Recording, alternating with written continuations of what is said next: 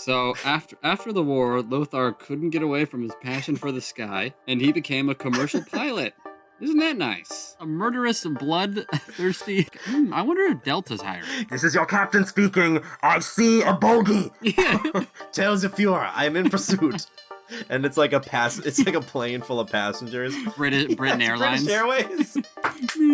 Lothar's in pursuit of British Airways, like going to Hamburg carrying 100 people. Cut to scene of taped machine guns he put on the engines. They're not even... He has to open the window and lean out and pull the trigger.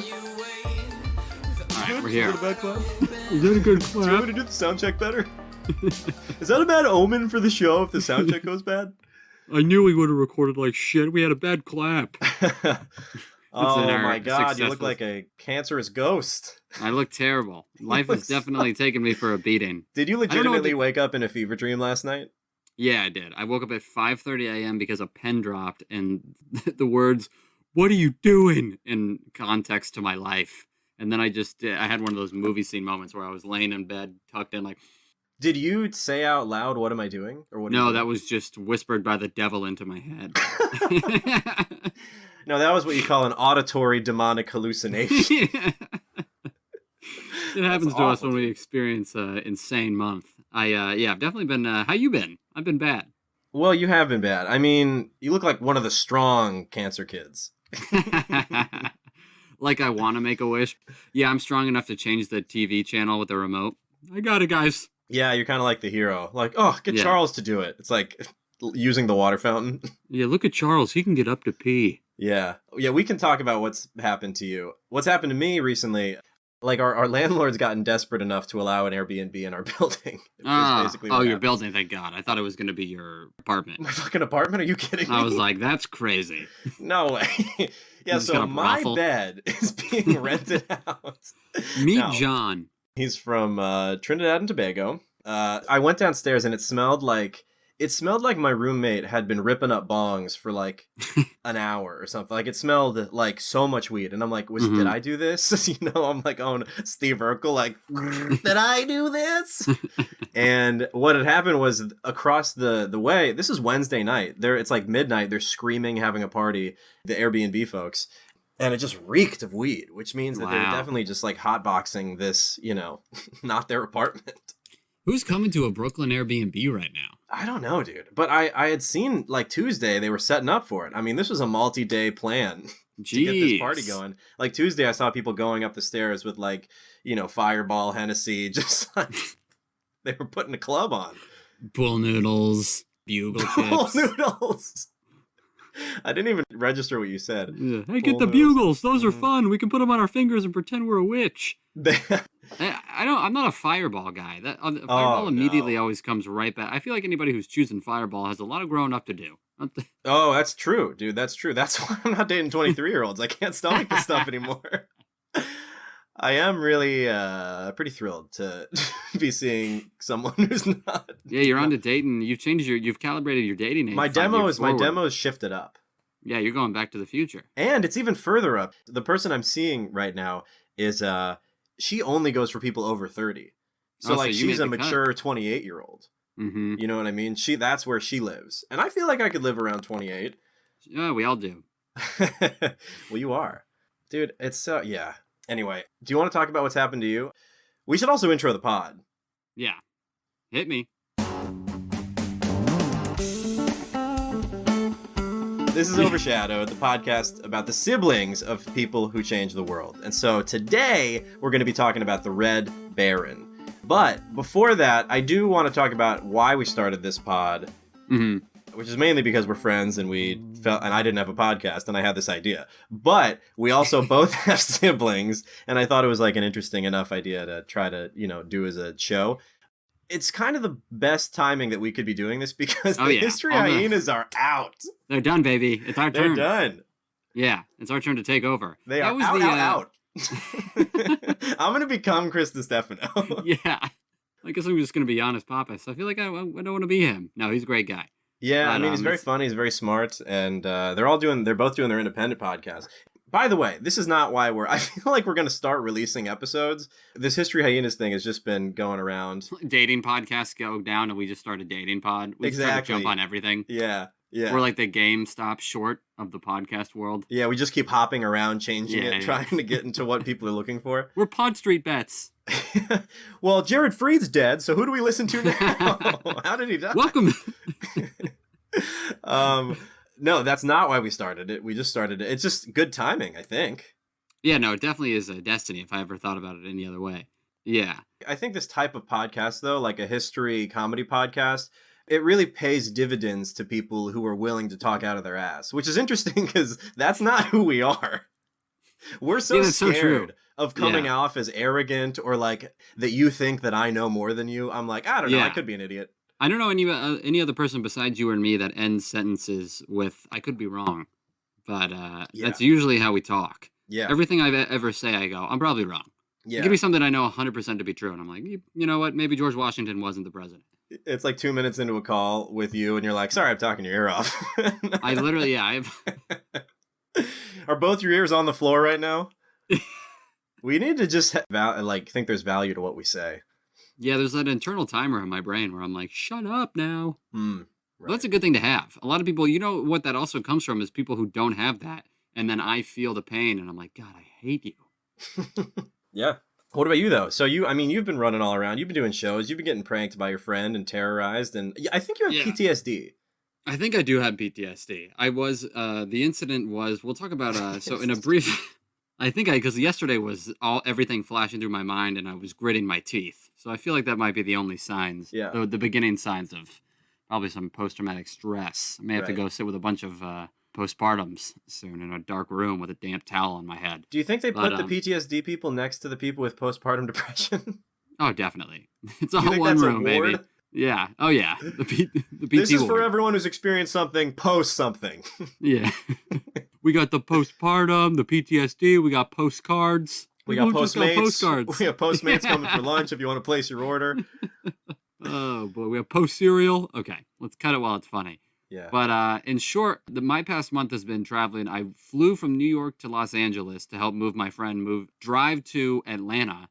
It turned out to be I had to drive the moving truck to Atlanta by myself because the moving company wouldn't allow us to drive together. Yeah. So that was the beginning of the trip. I had to drive a moving truck for the first time across the country. That's crazy because when I got a U-Haul when I was moving from Queens to Brooklyn, I made a point to avoid highways. Like, they're like, oh, yeah, don't go on the highway with that thing. And you went across the country. Interstates. Yeah. Yeah, it was the driving actually was pretty easy. It was fun, and the whole time I was also supposed to be filming and documenting and editing kind of the journey of the whole thing. While you were driving? Yeah, so that was something I was extremely new to. So I was also learning while I was filming, and then long story short, we drove to Atlanta, we drove to Miami. The whole time, none of us were sleeping on the trip, so I ended up getting COVID in the COVID capital of Miami. And which is where I'm going tomorrow. Fingers crossed. Yeah, you're going to. I hope you get it, buddy. I hope I don't. Don't you put that black magic on me? Come on, come join the post-COVID ward with me. Yeah, I'm hearing people are getting it twice. Yes, that's bad. I guess it's like chicken pox. Yeah, or like a cold. Yeah, I hope it is just like I got it bad. I mean, it's tough. Just make sure your immune system's good if you get it. How can they do that, Charles? We have a sponsor for immune systems. Blue Chew. Blue Chew, the only proven vaccine. But I guess most recently, I mean, I could just start with that. I was back in Atlanta at a house, and my friends all pranked me that the house was being robbed. I was on the second story, and when I caught word of the house being robbed, I jumped out the second story window. How did you catch word? I heard people break in, and they were screaming to get on the ground. And I was like, is that the TV? And I was Are they watching Cops? Wait, that was canceled. Yeah. Oh, shit. That sounds live. And I remember I had the thought of, that sounds live. And I was like, well, he did get a cool new TV. Let me go check. Am I getting robbed, or is his sound system really nice? So sick. And then I crept down a couple of stairs, and I was like, that's a live armed robbery. So I opened the window. I didn't know. So you peeked your head like Macaulay Culkin, just looking down the stairs? I didn't know. Yeah, I looked down the stairs, but I couldn't see anybody because the stairs kind of spiral. So it's not enough to see anything. But I just enough to where I could tell the voice was absolutely real. Yeah. And then I was like, yeah, it's got to be the window I got to jump out of. And it definitely, it is a manly thing to do. I did feel a lot, I wasn't afraid because I was pretty sure I was going to land unscathed. So it does feel pretty cool to kind of Jason Bourne out a window. Sure. And even fight or before flight, your flight. Yeah, if my fight or flight is tested, I'm taking flight, baby. Yeah, every time. All the way down to the ground. I even had last words, which is so shitty to realize. I remember, you're like John Wilkes Booth. Yeah, as I was jumping out of the window, I heard the guy downstairs say, "There's somebody upstairs," and I remember saying in my head, "There was," and then I fucking jumped out. I swear to God. And then I jumped to my... And then you hit your fucking head. And then you cracked your skull. Can you explain to me the shed again? Because I truly don't understand. So, can you draw me a diagram, like make something out of clay? Yeah, actually, I just learned After Effects, so I'll send you a 3D module. Sweet. So what happened is I opened the window when I first heard the voices screaming, and I was like, let me see if I can clear this. I looked down the window, and it's not necessarily a shed. It's just a little awning that's, like there's a door that leads from the garage outside, and they put like a triangle little awning that would kind of shield from the rain if it was raining. Oh, so it's like a covered walkway. Yeah, but it's just, yeah, exactly. Okay. But it's very, it's maybe 5 feet long. And it was so dark that I was like, oh, that's huge. And what happened was I thought the window was centered with the awning. Okay. It's actually the next day, it's very much so to the right. So when I jumped out of the window, I thought I was going to land in the center of the awning and then just be fine and like hop the wall and go call the cops. What happened is since it was so far to the right, I just pinballed off the side. And shit. And then hit my head on the cement. And damn. Thank God for adrenaline, because then I just bounced. I did black out for a second. I bounced right back up. I jumped over this 10-foot wall in one hop. It was sick. I definitely felt like Spider-Man. Was it 10 feet? Can you be honest with me? 10, I swear to God, you can come and in one hop. What are you talking about? One like hop? I didn't like agility it. Like I didn't like jump over it with like 2 feet nothing. But I did like the spoosh, like put the arm up and then just clear it. Yeah, that is cool. And it was cool. And then I just ran in moments of our greatest desperation, we can do parkour. Yeah, you just kind of learn. You're like, I'm gonna die if I don't vault this wall right now. I've never done it before, but I have to do it. Yeah, I wish I could have gone back and told myself in 7th grade track, just think you're gonna die. Yeah. If you have somebody chase you with a gun, you'll totally win. Yeah, that's the secret to all great track runners. The coach just has a gun like under his jacket. He's like, "All right, kid." Yeah. Every time you pass him, he opens up a trench coat with a gun. Yeah, all right. Maybe a little faster. Fear of death, fear of death. But long story short, I had to go to the hospital, had to get staples in the head, got like a broken rib, a concussion, a cut open foot because I jumped out of the window with no shoes. And I should have put on shoes. Something I think every second of every day. Yeah. Yeah, I guess I didn't really have the time to be like, let me double tie. The rabbit goes around the tree. Yeah, hold on, I messed up. It's going to get caught on the wall. You just hear like gunshots downstairs. That's the craziest thing too, is when you told me the story, you're like, oh yeah, they had guns. Like I went in later and saw on the table they were fake but real looking guns. Mm-hmm. What kind of prank is this? It's a nuts prank. It definitely was crazy. It definitely was a prank. Yeah. I don't know if I could think of actually a more like traumatizing prank that could end the worst, because I was telling this story to some other people and they're like, oh, they thought, they immediately were like, Charles could have shot them. Yeah. If I had a weapon, I would have. Exactly. If you had a weapon, you could have fucking killed them because they're in your house. Yeah, I would have just hid in the closet and waited for them to open the door and been like, spink. Yeah, with just a fork. Yeah. Preacher's like, whoa, it's a prank. I'm like, I'm saving you. It's like his best friend. Carving my initials. You go serial killer. You're like, this is more than self-defense. You entered my home. I'm gonna have your chest. I'm going Jodi Arias on you, baby. Yeah. Eckhart Tolle, the bleeding heart.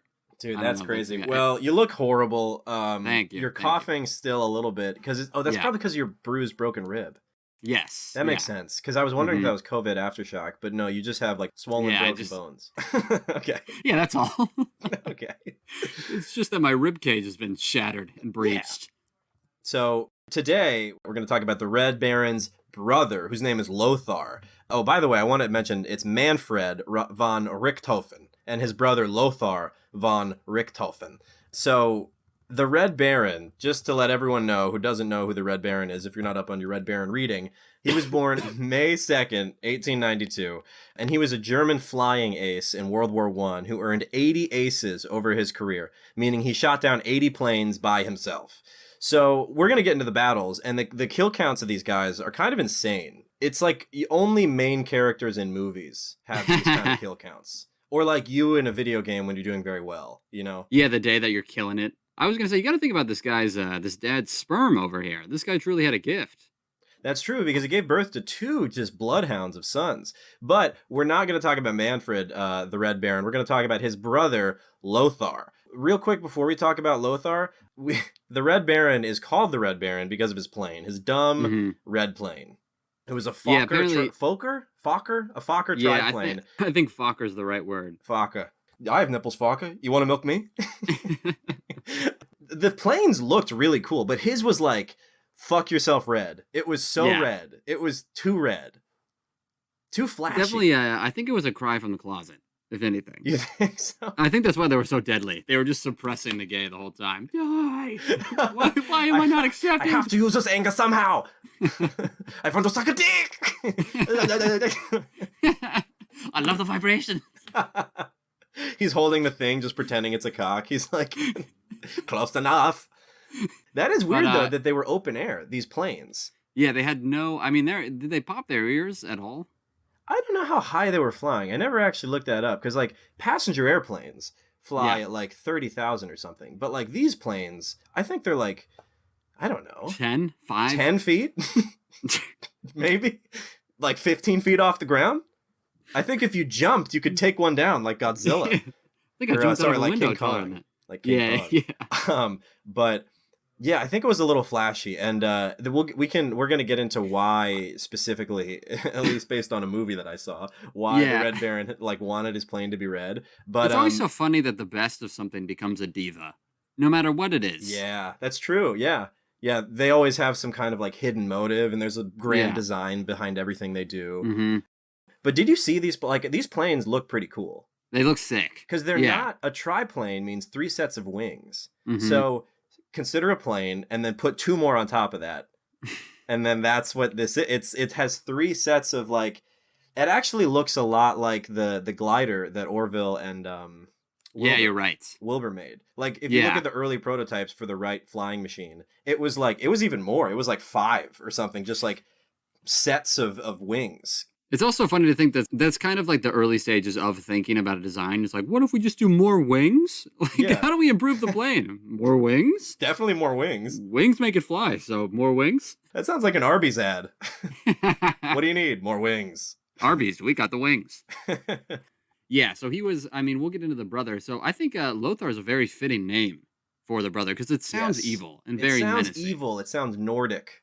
I think and I guess we'll talk about the reason why we chose Lothar. And to talk about Lothar, I mean, he was basically just as deadly and if not more menacing than his brother, the Red Baron. Red Baron was the most famous aerial pilot of World War I because he had the 80 kills and all of these things. But when we get into it, you'll find out Lothar was just as deadly, not as strategic, but he was in so much danger and he crashed so many times. Dude, this guy crashed. This guy crashed. He crashed literally at least 3 times. That's crazy. And you gotta think, there's no painkillers back then, too. The whole time he's in the hospital, he's like, I can't wait to be back in a fucking Fokker.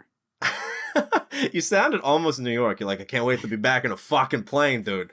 It's gonna be great. No, but you're right. Lothar was born in September 1894, so he was 2 years younger than Manfred, his brother. Mm-hmm. But yeah, he was just as deadly and just way more reckless. He was out of control and crashed because of that. Like, he took huge risks trying to go after people just because he wanted their fucking heads. He definitely was. He had something internally I think he was running from.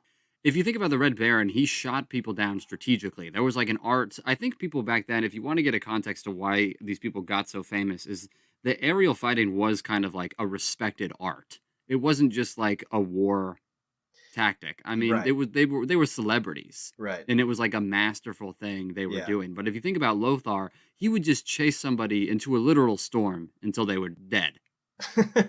Yeah, he would chase them into a storm when he should have just pulled up. Yeah. You know, because he wanted to see the whites of their eyes as he like shot him out. But both of these kids were young too. They both died in plane crashes. Lothar actually survived the whole war, but then died like later. But Lothar was 27, and then Manfred is 25 when he died. These are like the Kurt Cobains of aerial warfare. Yeah, they were stars, and they were taken too soon. Think about how many more people they could have shot out of the sky. Yeah, but while we're talking about Lothar, he was. If you consider how often he was in the hospital because he kept crashing, he was one of the most combat effective pilots. His time in the air compared to the number of kills and takedowns he had was crazy. Like if he hadn't have been so reckless and kept injuring himself, he could have had more kills than Manfred. Which is saying a lot, too, because that's 40 more kills. And you're right. He got 40 kills by being a reckless son of a gun. Yeah. So, yeah, if he was a safe person, I'm betting 100. Lothar, I'll give you 100 kills. Because, there's this crazy stat of his total... you're going to say if he didn't crash so much, he would have gotten 100? Mm-hmm. Maybe. I think so. But maybe that was part of the art. Maybe he's like, I need to die. He's kind of like if Manfred is... I don't know. Who's a good quarterback? Like a safe quarterback? I guess you could do. Is he like a Peyton Manning? Peyton Manning, okay. I was thinking Peyton. Manfred's Peyton, and then Lothar is like Tom Brady. Ooh. No, he's like Tom Brady, but if every time he wins a Super Bowl, he like throws so hard he tears his ACL. So he can't play for like a little while. But of his 40 confirmed victories, Lothar scored 33 in just 3 months. That's insane. Which is insane.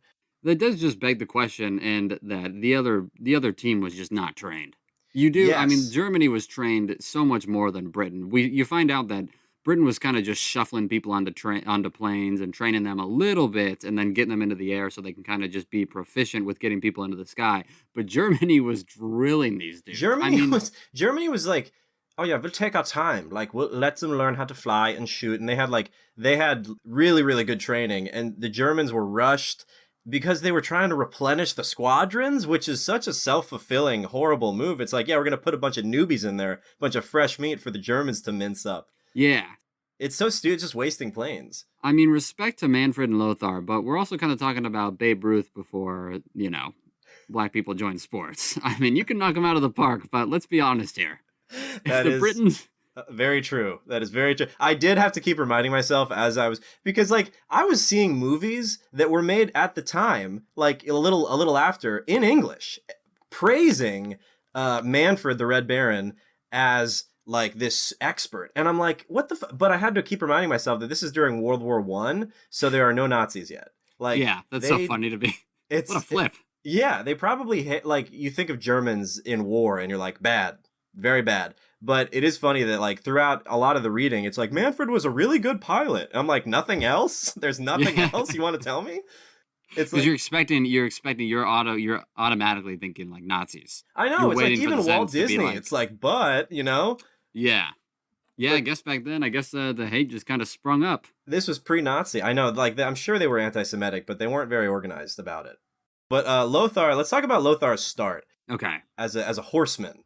So this is a crazy thing about World War I. They started with horses. Like World War I was such a change in technology because if we remember from the Orville episode, planes literally were just invented.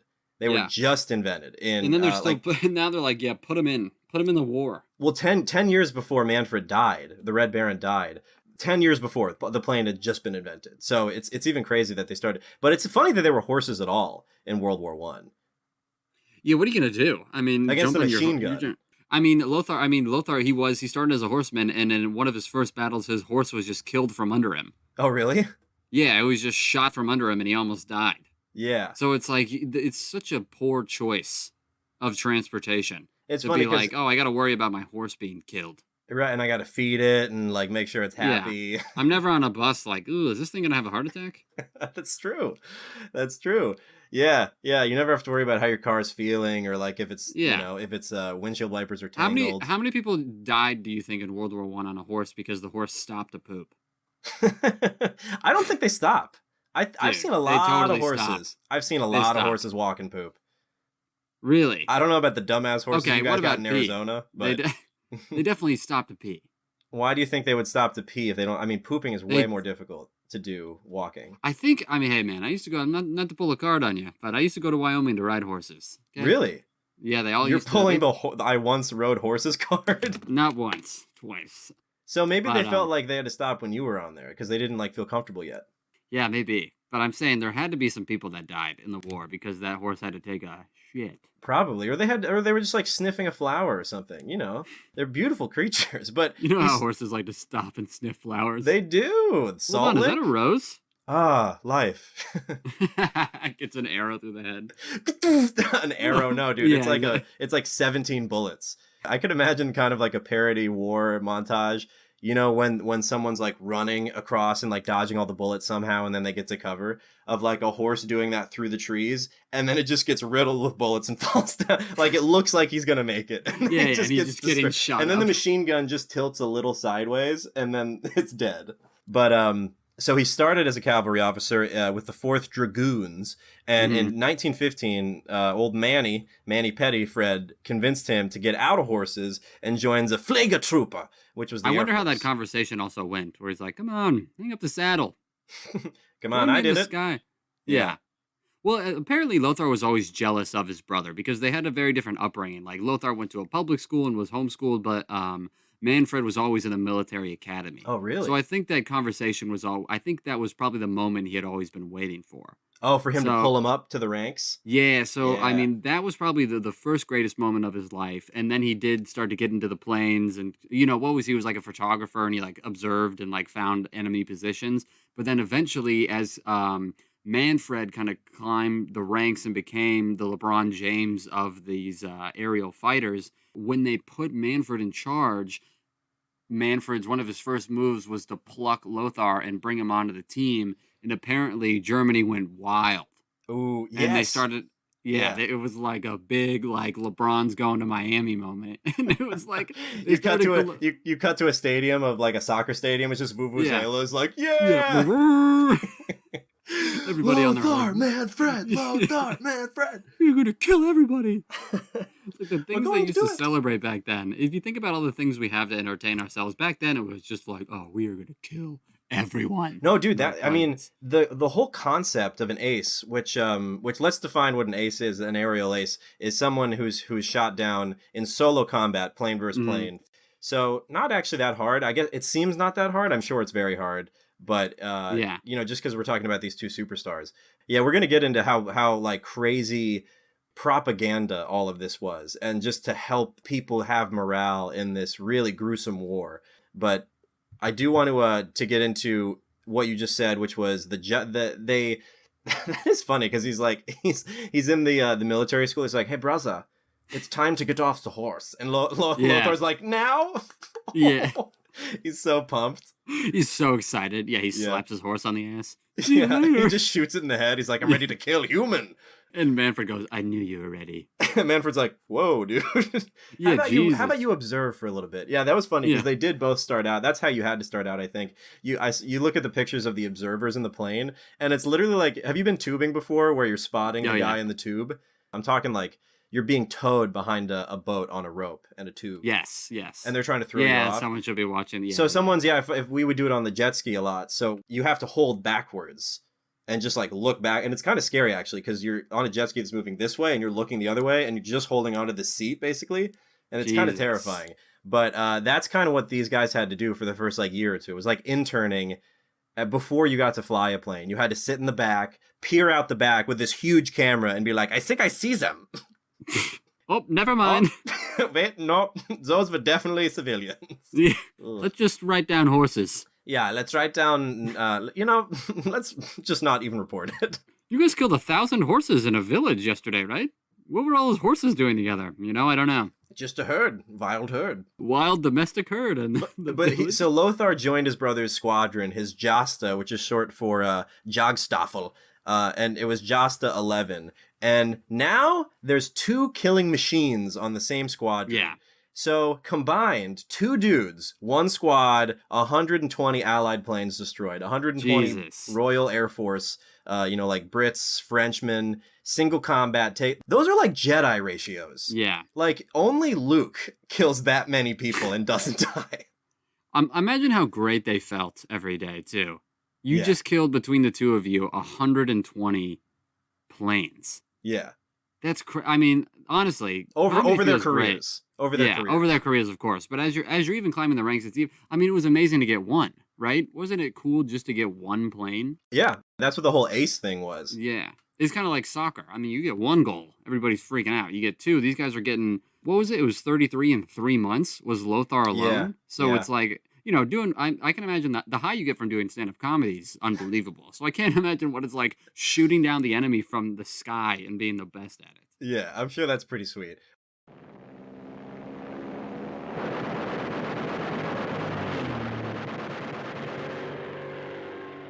I want to talk about one of the specific battles, which was it's it's called Bloody. I thought this was funny. It's called Bloody April if you're British.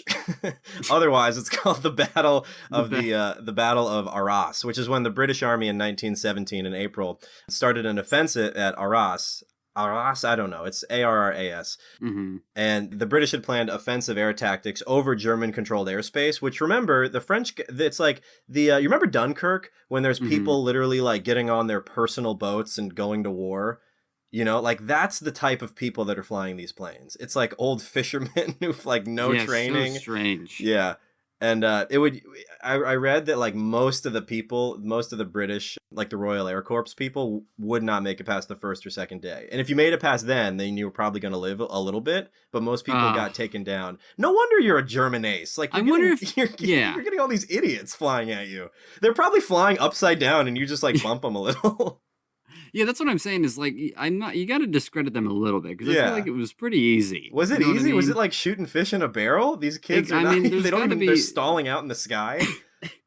They're just It's insane. I wonder how many if I was British, I would have just flown straight to Puerto Rico and started a new life. I wonder if any of them just kind of flew to a different country. It would be the easiest to desert the army or work the on Air a plane. Force. Yeah. You're already kind of, did Jeff come home? Ugh. Anyway, so the British technically won this battle in 1917, the Battle of Arras, but it was kind of a Pyrrhic victory, which is a victory where the losses are so great that it's almost as bad as if you lost. Jesus. Like, it wasn't quite that, but it was close to that, because the British lost, the Royal Air Force lost 400 people, which is 245 planes, and the Germans only lost 66 planes. So that's why it's called Bloody April. And during Bloody April, Lothar was in this, and so was Manfred. And he had 15 planes in Bloody April alone. So that's when he got 15 of those 33. Just a bunch of British kids who didn't know how are they counting? Yeah, they're just killing new guys. These guys just got their GED, and now they're in the sky. They probably have the safety on their guns on the plane. Right, it's not firing. What's happened? Did you put the bullets in? Hey, what's you going put potatoes in. Wait, we forgot to load the guns. Oh shit. They've like never had a beer. Plane? Most of them are virgins. Yeah, I'm sure they were super young, but it was so stupid because I don't know why the British the British seemed kind of dumb during this period, because they kept just sending in young kids, not thinking about, maybe that's just how war is, and they're just like, no, we need numbers and we just need to throw numbers at them. But it's like, they're not numbers. They're people, and they're just dying. Hey, not the people up high, baby. Yeah, that's they're numbers. True. That's just true. Send enough out, maybe you'll win. That was probably the strategy back then. It's the same thing with like more wings. It's just like more people? Just throw people at it. Just throw people. Come on. Yeah. That's how the generals were just, they were all dumber than we think. They're just like, all of our people. I think we should throw a bunch of teenagers in the sky against killing machines. What's happened? We're losing? Throw some more kids up in the air. Get some Keep kids throwing our sons up. Debbie just had a fresh one. I think he's 15. Get him up there. He's old enough to observe. He's driven a car once, so he should probably be fine on a 3-wing plane. Imagine being in the sky too, and just being. I'd be so scared just to be like, just to look over, like. Yeah, dude. There's bullets flying all around you. You just hear like a German ha ha ha in the clouds, and you see a striking red plane do a barrel roll past you. Yeah, you're like, what the fuck was that? You know, Lothar's cackling. Yeah. You know Lothar is laughing as loud as he can maniacally. Yeah, drinking a scotch. Yeah, he's probably got Jaeger. And every time he gets a kill, he just like slices his arm. He's like, yes, another one. He seems like a total madman. Oh yeah, he had to be a freak. It's so funny because he could have just been a regular horseman. His brother unlocked the beast. Yeah, it's true. Like, I wonder what he would have even been doing. Just like a horse cop in Germany, in like Hamburg or something. He's like, hey, pick up that trash. And then he just fucking shoots him because he has the bloodlust. Yeah. He's just a disgruntled cop. Did you see that? He tried to shoot me. Yeah, instead of an aerial ace, he's just a guy who went postal at his job. Yeah. Yeah, he just became a guy who shot up the movie theater once. Yeah, you got to give it to war. It gives those guys an outlet. That's true. You know, it probably makes a lot of heroes out of psychos. Good luck. Stay in the sun.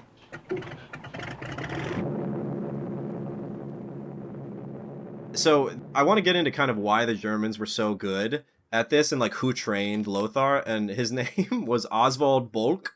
And this is the guy who taught Manfred. This is the guy who taught, a lot of the German pilots.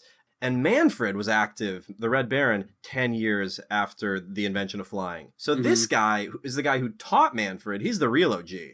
He mastered flying when flying wasn't like at the time it was invented. Yeah, that's crazy. Like you got to think like he was like, yeah, I'm just going to kill the plane. Yeah, he's like, oh, he's like an early adopter.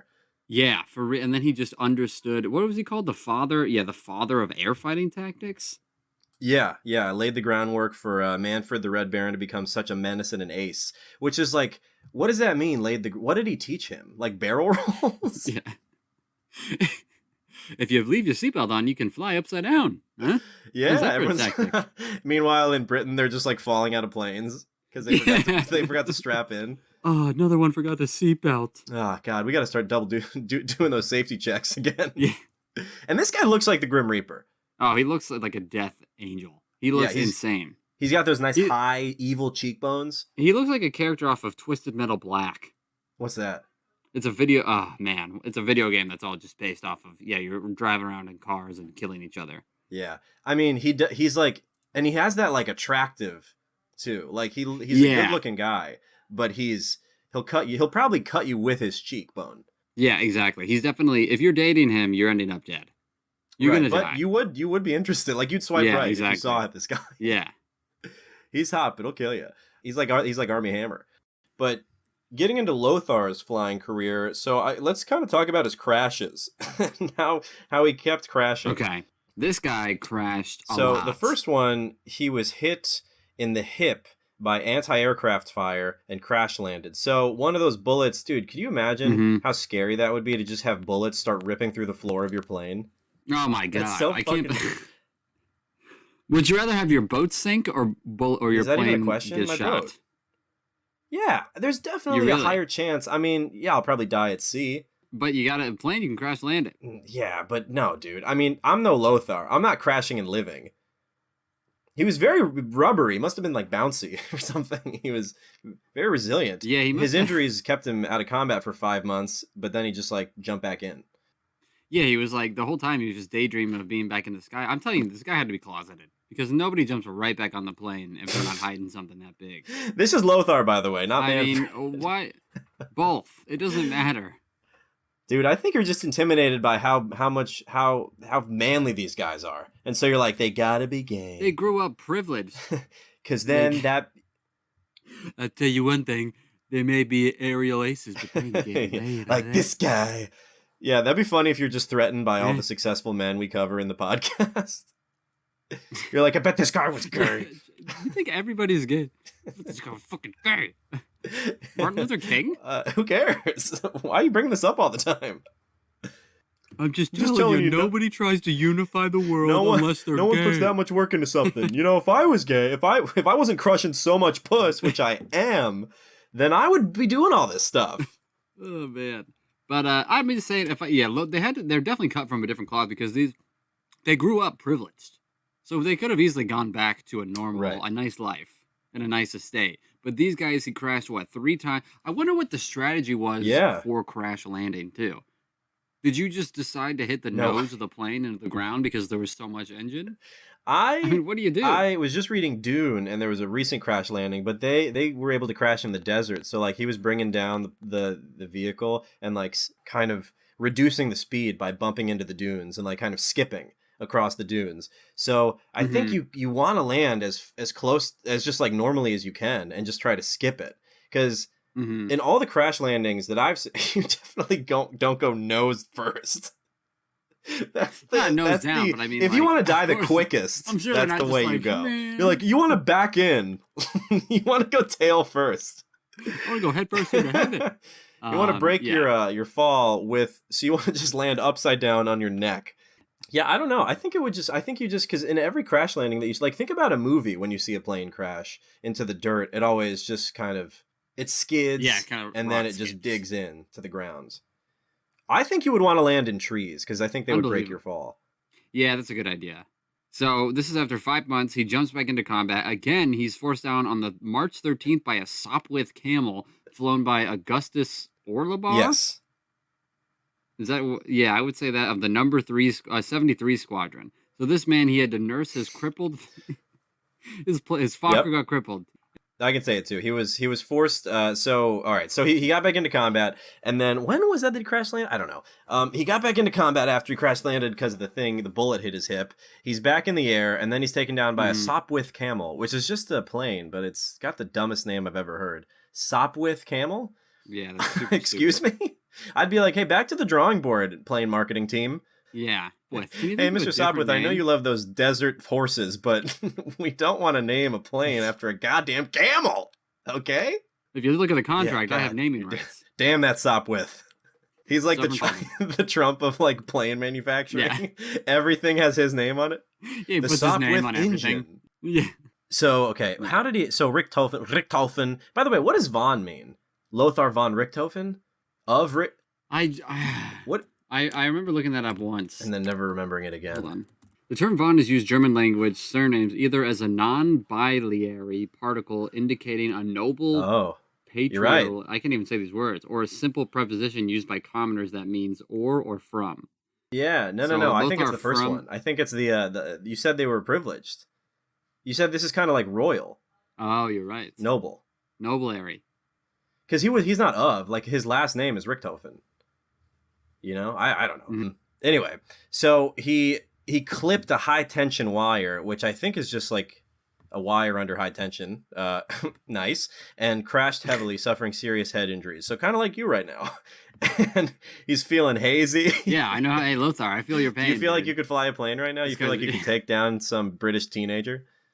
Yeah, I think I could probably do it. I mean, these Brits just seem so poorly trained. He won some medals. Does that make it worth it? No. Probably helps. I mean, no. if I didn't get a medal, like he got a Medal of Valor when he was even with the horses. He got a medal, which means I think he almost died. He did like something that almost killed him, and then he didn't die, and then that's what gets you a medal. Yeah, exactly. They want to be like, hey. So we want to see. So in terms of your progress report, we would really like to see you put your life on the line a little more. Yeah. So that's an area of improvement. Okay, that's an area to improve in, is just putting your life on the line more for the team. You know, it's a team-oriented thing here at the military. We here at the military would like you to almost die and then nearly survive. And if you could please then not hold any bitterness or resentment that would affect your performance, that would be great too. And then come back and be better. But yeah, I mean, he won a Medal of Valor. He got the award for killing Captain Albert Ball, which was kind of a controversy because he didn't actually kill him. It's so funny that it is a controversy too. Who are the people? Who are the 9/11 truthers of this argument? This is where we can really get into like how crazy famous and almost how much there's this element of celebrity to this whole thing. Like people, when Lothar joined up with his brother Manfred, you know, they painted the town red Baron, red town. They were so excited, and it was like these guys were like WWE wrestlers. Like you heard the first, and you remember, you knew who they had killed, who they had just taken down. So like when Lothar took down Captain Albert Ball, people were like psyched. You know, they're like, oh, they got him. They got Ball. You know, it's like a roast battle or something. Did you read the papers? Exactly. They got Ball. Yeah. It's like a versus rap battle. Yeah, I drop Ball, and then I'm coming after you. Yeah. I mean, I can see them also. Oh, it would be funny if they lived long enough, if they actually would have like a rap career. Just because they're so cocky, they have like diss tracks about the people they murdered. Yeah. I drop you like I drop Ball. Stop with camel, shot them all. I forgot about that. Wow, that really speaks to how long COVID's been that I forgot you could rap. Because I would see you rap like relatively often at freestyle comedy. R.I.P. R.I.P. R.I.P. everything. This is so sad. So Ace was a kind of a propaganda term. Like it's not like we needed It's like not like no one needed for there to be an aerial ace, someone who's taken down 5 planes. It's like someone invented this. Some like the military industrial complex made this, like the government made this to boost morale in an otherwise horrifying war. Like there's thousands of lives are being lost over nothing. I mean, just a bloody, gruesome. It's kind of like, I mean, Civil War plus planes. I mean, you're fighting on horses. It's Civil War, deadlier weapons, zero ground gained. Like, it's trench warfare. Like, the first picture you look up in Google for World War I, it just shows you, like, a guy with trench foot getting eaten by a rat. Like, that's the first picture that you get when you look up World War I. It was a war of inches. There just... Sometimes you were in a trench for, like, months, not even gaining any ground. And so in order to, like, thousands of sons were coming home in caskets. And so kind of to distract people, they were like, well, what about your favorite aerial aces, Lothar and Manfred? And they're like, oh, yeah. They're great. He just won the He just took down Albert Ball. Isn't that pretty sweet? Everyone's like, oh, yeah, we can forget about the 5,000 boys we lost yesterday.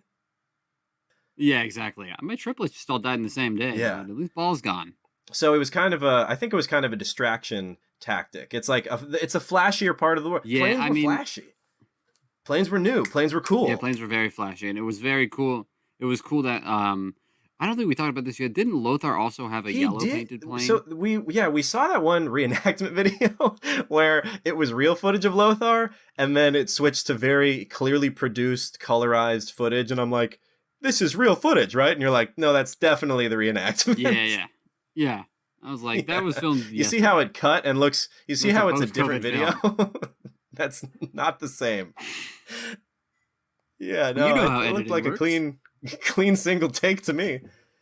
Wait, all of a sudden the resolution went to 1080p. And went to color. I don't know. I think for the reenactment it kind of looked cool that Lothar had a yellow. I don't know what color planes were generally. Yeah, okay. I just know that the Red Barons was like annoyingly red. Yeah. So at least they had him to kind of go along with the marketing campaign of the war. Who knows? A little conspiracy. Maybe they told him to do that. Maybe they were like, "Look, we need a maverick right now. We need someone that we can rally around. Paint your plane red." They're gonna fucking love it. We did a little census. We did a consumer survey. People think red is so badass. Red was ranked the highest color. The best color. I'm gonna fuck this up. That will help you forget that everyone you know's son has died. I know, crazy. It is the same color of blood, but that's just what people did. Look, if you do it, we'll add 20 more kills. We'll up your ace count. Yeah, I wonder if they were bumping up the ace counts. It's just like to bribe them. Yeah, if they were inflating the ball a little bit. But back to we're talking about Wait, Albert you said Ball, something right? though about the I wonder if the conspiracy, because you got me thinking about conspiracy. Oh, of what them getting him to paint his plane? Well, there was also there was definitely. Okay, someone was making posters, propaganda, and whatever, and it was probably funded by the government. I mean, it was the German government, that is. And, like, marketing agencies, like, remember, like, in World War I, World War II, like, every business was involved in the war effort. You know, if you made cars, you now made tanks. If you made belts, they were for soldiers now. So if you were, like, a marketing agency, they're like, hey, we need you to churn out propaganda to kind of change the public's perception and, like, again, distract them from all the bloodshed that's happening. So they nicknamed, the nickname came up of the Red Baron's flying circus. Did you see that? His squadron moved around so much on the Western Front that it was like kind of likened to a traveling circus of death. But it was like the Red Baron and the traveling circus, which is so German. It's so German because it's like badass, but it's also ridiculous. Yeah, it's so funny. They're like, come one, come all. Yeah. It's very like Christoph Waltz in Django. He's like, he's kind of like an absurd evil. You know? It's like a silly evil. Yeah. German is like silly evil. Yeah. Like, because if you can sound very silly and then you can just rip someone's head off. Mm-hmm. Yeah, exactly. It's so strange. Do you want to play this clip here of I found this from some propaganda film. All right, now watch out for this new SEs. They're very fast, very fast. Richthofen. I wasn't speaking to you alone, you know. I don't expect you to win the war single-handed. Why not, Major? Because I need you. There aren't many men like you. Another year of this, there'll be even fewer. In a year's time, we will be having our lunch in London. Manfred, you know, sometimes I think you don't hear anything I tell you. Do you really think you'll live forever? Every moment I'm in the air with these Spandaus in my hands. That's forever. So, what does he say? Every minute with the Spandausch in my hand, I live forever? Yeah, every minute. Like they're likening him to like a god. Do you know what I mean? He's like, I'm immortal so in this plane. When I'm in this plane, exactly. I'm like Thor. I'm just raining down death. He's like, do you think you'll live forever? He's like, I am forever, baby. Yeah, he's like, forever doesn't exist like when rock he's stars. Out of the plane. I bet if the Red Baron strolled up, or Lothar, I bet Lothar got his dick sucked by so many nurses. Oh my god, so many men. And and if they were, that's great. That's great. That's better. That's better. That is great. It probably fueled their kills. No, I mean, it had to be like Prince is in your hospital. I mean, these are the two biggest guys. It's like Kevin Hart and The Rock back then.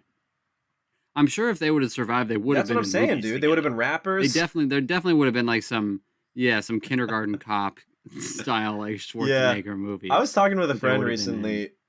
Get to the Fokker, dude. Get to the Fokker. We gotta make a Red Baron movie.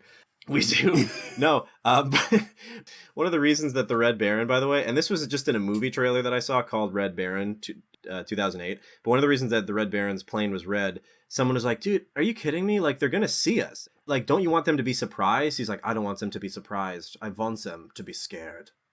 So I know, what a diva. I know. They wanted to portray him as like, I know what I'm doing. Yeah, I'm coming to kill you. Like, as soon as you see the plane, that's like a pirate ship coming out of the clouds. I mean, that is pretty scary. That is badass, though. Is pretty badass. That is, yeah. If you saw the red plane, I mean, I would be. Yes, it is, but you'd have to be sitting still. It's a red plane with like black. I don't know, like it looks like spades or clubs or something. Black clubs. Which is pretty cool. It reminds me of Jack Sparrow's pirate ship.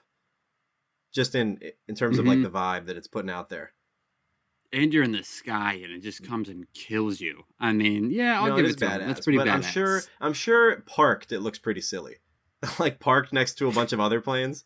Yeah, it's probably like seeing like a Maserati. You're like, really? Do you need that? Do you need that? Yeah.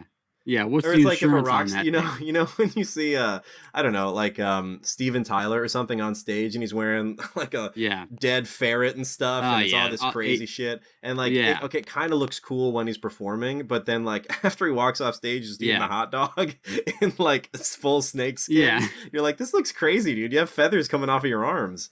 Yeah. What are you doing, chicken man? You ever see like Johnny Depp in an interview where you're like, too many bracelets, bro? This guy's got 3 pounds of silver on him. What are you, training for something? Why do you have weights on your arms? Yeah, but in the moment, when he's in the moment, even Goku, it's like his hair is huge and it looks great right now because he's battling. But once you get off, he's like walking into the bathroom and like gets clipped by the door. Yeah. He's like, hey, do you guys have 5 things of pomade? I've evolved. He's in the bathroom stall. Pomade.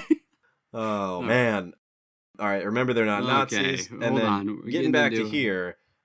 Oh, yeah. Okay, so the movie and the clip that we just played about him living forever, that was a movie. It struck me that movie is in English about how cool a German pilot is. Which, again, not Nazis yet. They're not Nazis. Yeah. It's crazy to see how much we flipped so much. We idolized Manfred a little bit. Like, we were on the opposite side of the war, but like we really respected him as a pilot. Yeah, I think he definitely reached like national fame. Kind of like, how Michael Jordan and Michael Jackson and all these people kind of, you transcend your own country. And it's just, you become a person of the world. No matter who, you're at the point where it's just everybody just loves you. I wonder what would have happened if he was in World War II. If he would have lived he probably would have just ripped it up. He seemed like a great pilot.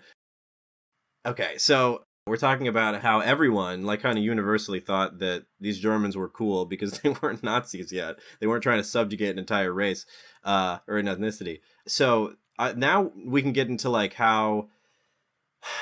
We've talked about, like, Lothar's, like, lust for blood and stuff and how he would, like, chase people into storms.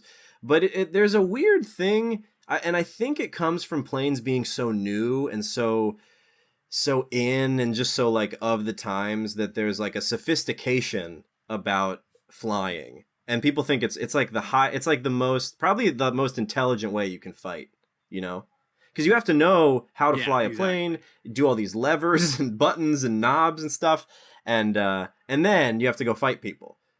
So I think that's why they thought of it as like the hunt. You know, that's what they wrote about it, like scored a victory, or he was awarded a victory. It's like a WWE match, which is not intelligent. But yeah, it's like a nobleman's game. That's more the propaganda side. But it was just, it seemed like kind of like if you shot someone down, they would come out in a parachute and be like, good one, well played. Yeah.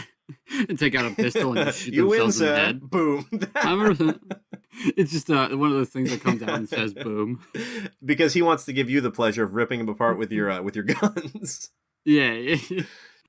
It's just weird. It's just like in the sky, everyone's like, you know, good on you. And then down in the trenches, everyone's just getting eaten by mice.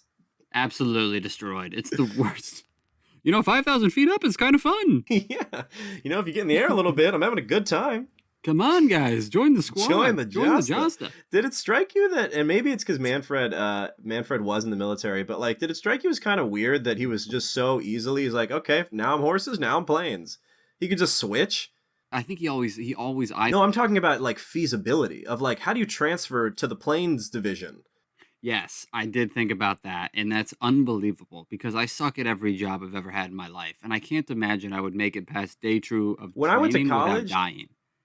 When I went to college, you had to apply separately to get into the business school, and like you couldn't it was very hard to transfer into the business school when you were there. So like, how few planes did they have that they were just invented?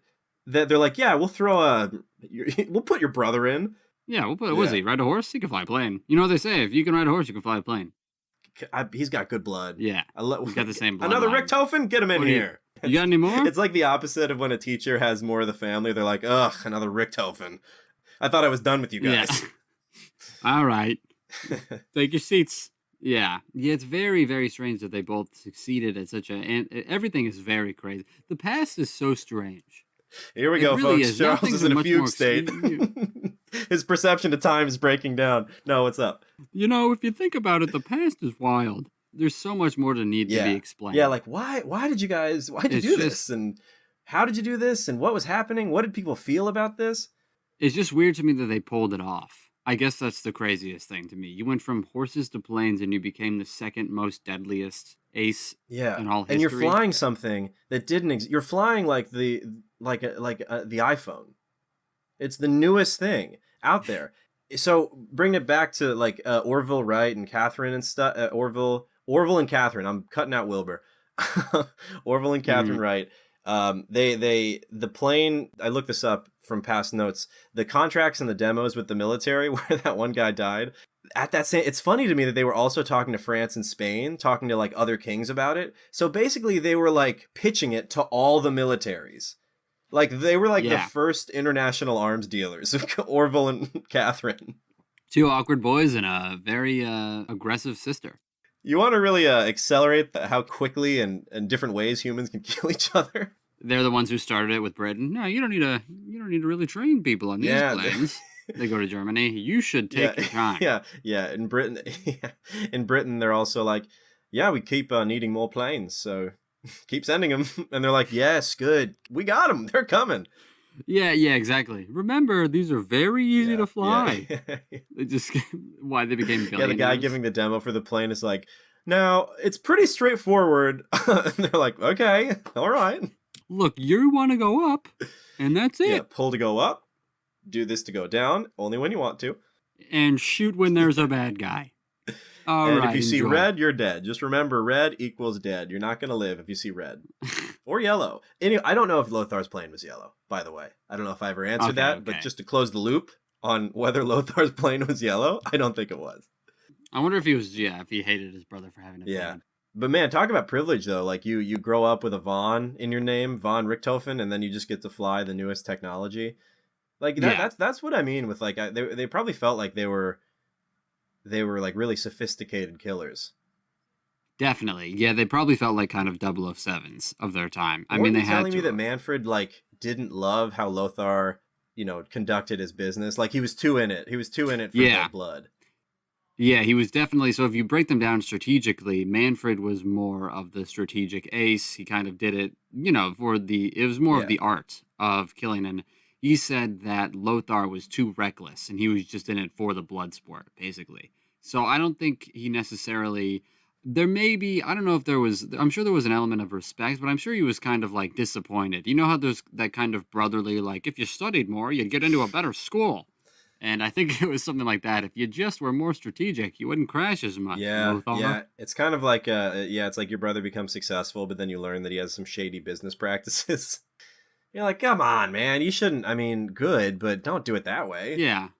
Wasn't there some quote that you read telling me you I don't mean to put you on the spot, but I thought it was pretty good. Remember, we may be able to... Also, while you're looking this up, I'll just bring this up. Do you think Lothar ever wanted a red plane, or if he was like, maybe we could do it, like, together? Maybe. Yeah, together. Maybe Saturdays I ride ready?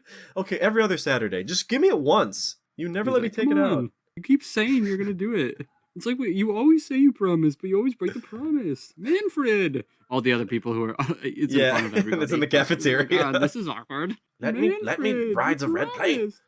You're not ready, brother. You're too reckless. Or he could be like, I don't know, you literally crash all the time. Yeah. I've never crashed in my van. Now, I like this plane. I've put a lot of work into it. Yeah, I polish it every day.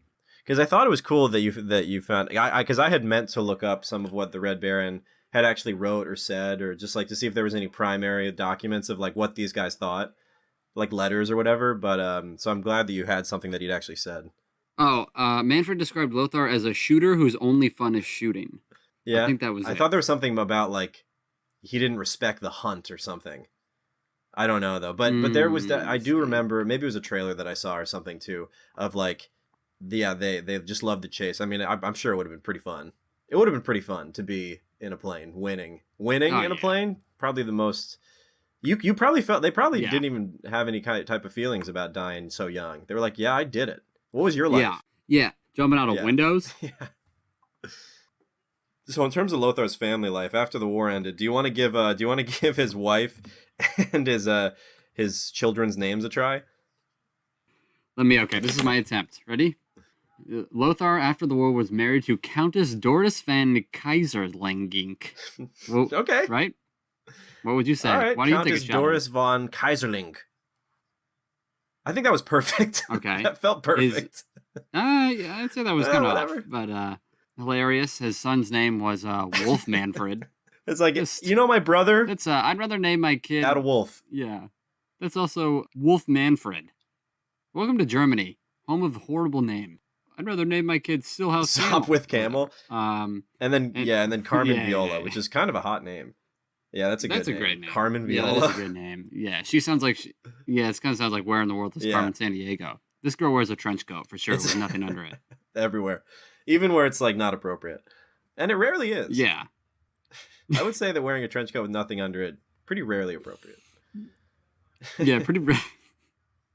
There's only a few situations where you want that setup. Your and your loved one's apartment. Oh, by the way, I was getting wine with this girl that I went on a date with Tuesday, and we went to the to a wine store, and we were just joking around, and we were buying 2 bottles, and she was trying to joke to the cashier that we had brought one in. She was just kind of like making offhand remarks, like, "Oh yeah, we brought that one in," and I'm like, "You can't say that." And we were just joking around, and then the cashier looked up and she's like, "This is true love," and I'm like, "What?" She's like, "Right here, I'm an old soul. This is true love." And then without even changing tone, she's like, "Do you want a bag?" And I'm like, "That's so funny." And we're like, "We just met. We don't know each other." I love when people make assumptions like that and they're wrong. Because I love when people are like, "If I know anything," it's like, absolutely. You've proven. Well, I think she still had faith that she said, I think she said also, if you like break her heart, I'll break your foot or something. Yeah. Oh, that's nice. Thanks, cashier at the wine store. I tried to grab the wine and go, and she's like, "You haven't paid yet." And I'm like, what were you doing with my credit card besides diagnosing our relationship? Anyway, so he was married to that lady. And then also, do you want to dive? Well, hold on 1 second. Yeah, the job. The job is maybe the funniest thing about Lothar. So after the war, Lothar couldn't get away from his passion for the sky, and he became a commercial pilot. Isn't that nice? A murderous, bloodthirsty, Pilot? most dangerous man of the sky became a commercial. It was like, I wonder if Delta's hiring. Could you have like, this is your captain speaking. I see a bogey. Yeah. Tell the Fuhrer, I'm in pursuit. And it's like it's like a plane full of passengers. He's like flying into a storm. It's Britain Airlines. British Airways. Lothar's in pursuit of British Airways, like going to Hamburg carrying 100 people.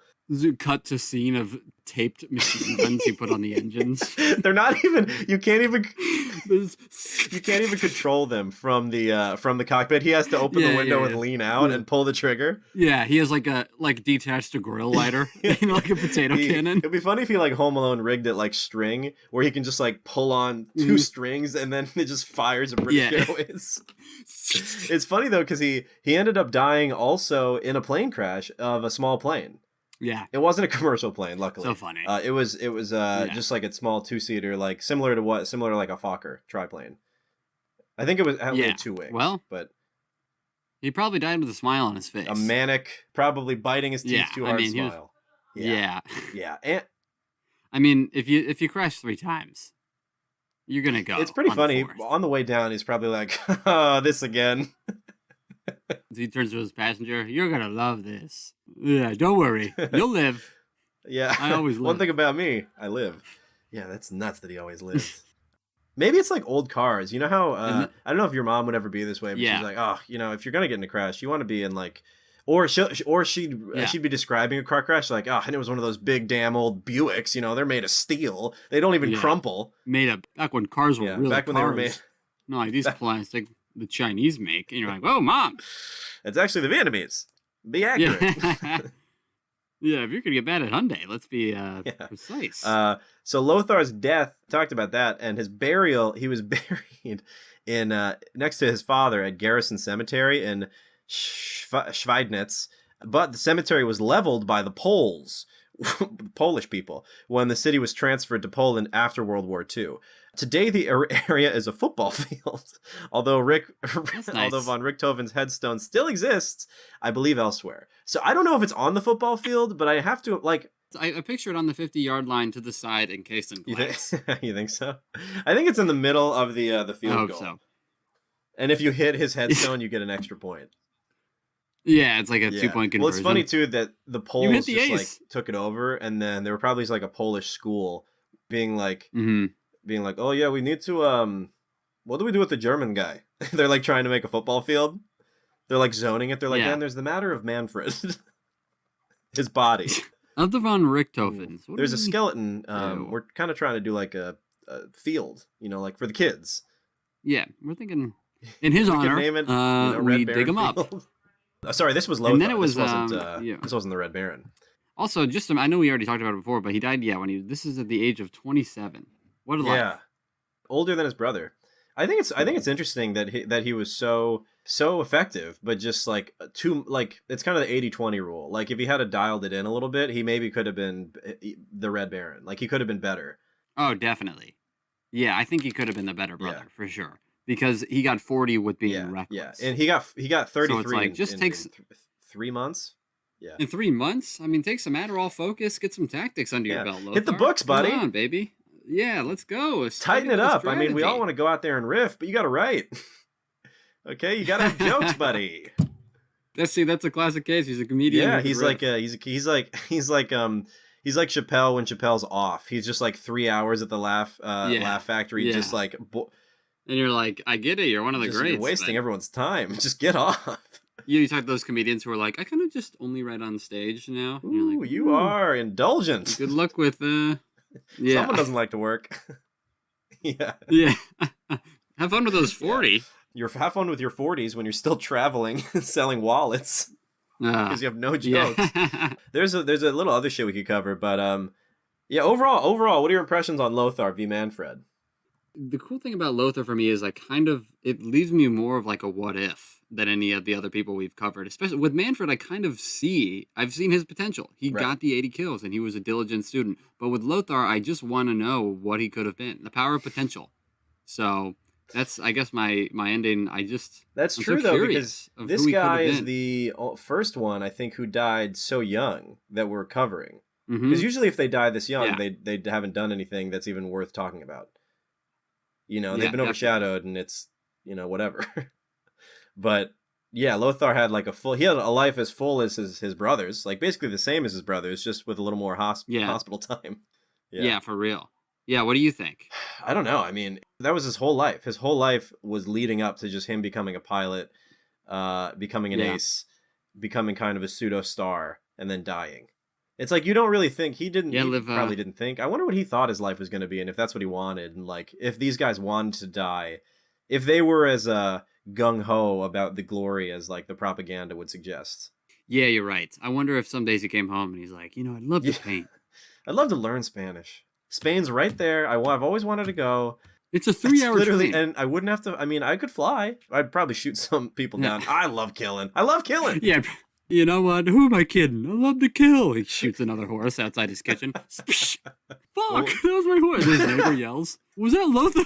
Was that Lothar! You know, and then it cuts Cuts to to- the neighbor, you know, living next to the Von Yeah. Richthofens has its setbacks. Cut the commercial. Yeah, no, definitely. Lothar would be a pretty hilarious sitcom character. He's just randomly shooting horses all the time. Just killing everybody. It's funny you know. because he actually didn't kill a horse, but we're. I hope so. I hope people come away from this episode It's funny thinking to he picture did. him. Yeah. I picture him always having a Ruger ready to kill a horse. He has like a few hairs of the mane of the dead horse that he killed. Yeah. He makes violin things in his spare time out of the horse hair. So I guess that's it. That's Lothar. Well, we could wrap it up with this. Who'd you rather be? Manfred. Probably. Yeah. I mean, you are Well, Lothar right now. Yeah, Manfred. You're constantly injured. Yeah, and it's not fun. You're just Yeah. running yourself ragged, and you don't feel that's the glory.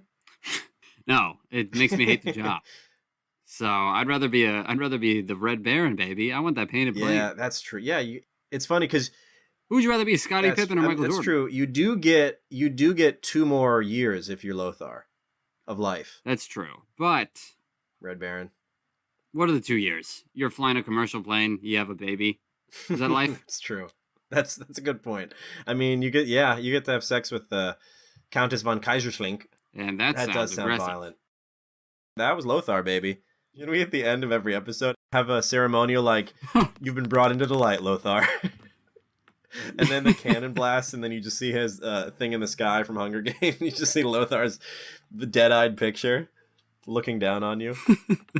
I was a commercial pilot. But Lothar, you've been brought into the light. Lothar, you've been lit, Lothar. Yeah.